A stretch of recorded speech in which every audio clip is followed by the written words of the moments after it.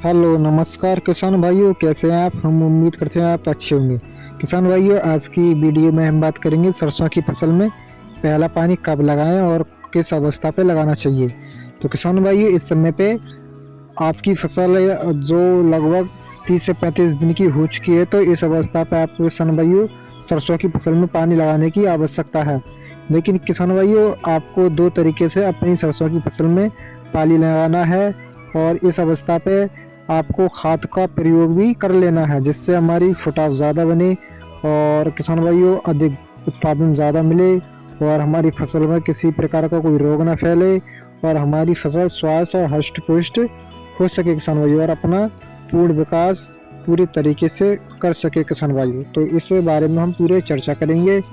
तो किसान भाई, सबसे पहले हम बात कर लेते हैं पानी कब लगाना चाहिए। तो किसान भाइयों, सबसे पहले पानी आपको 30 या 35 दिन पर लगाना चाहिए, जब आपकी फसल मुरझा रही हो या फिर जो ढलान वाली भूमियाँ होती है उनमें आवश्यकता जल्दी पड़ती है पानी की।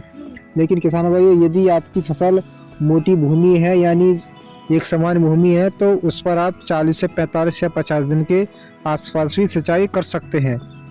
और किसान भाई, जो हल्की भूमियाँ हैं उनमें आपको जल्दी सिंचाई करना है, यानी समय से सिंचाई करना है। 25 या 30 या 35 दिन पर आप हल्का हल्का पानी के साथ सिंचाई कर दें किसान भाई। और किसान भाई, इसी के साथ में आपको बेसल डोज डालनी है, जिससे आपकी फसल ज़्यादा ग्रोथ कर सके, ज़्यादा उत्पादन मिल सके। लेकिन किसान भाई, जब आप पानी लगाते हैं तो इस अवस्था पे आपके कहीं कहीं पेड़ सूखे हुए जैसे दिखाई देते हैं खेतों के अंदर। लेकिन कुछ किसान है उसको कंट्रोल करने के लिए कीटनाशक का उपयोग करते हैं और कई अन्य दवाओं का उपयोग करते हैं, लेकिन कंट्रोल नहीं हो पाता है किसान भाई। वो किसी कीट के कारण नहीं होता है, वो उसके अंदर फंगस रोग फैल चुका है।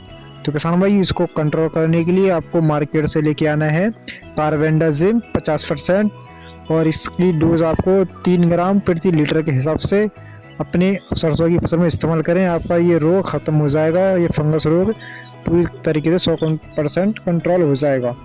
अब किसान भाइयों, बात करें कि खाद हमें कौन सी डालनी। किसान भाइयों, आपको एक बैग लेना है यूरिया, यानी 45 किलोग्राम का यूरिया का बैग आता है, उसको लगाएं। और किसान भाई, इसके साथ में आपको लेना है सागर का, इफ़को कंपनी की आती है, ये 10 किलोग्राम की होती है किसान भाइयों।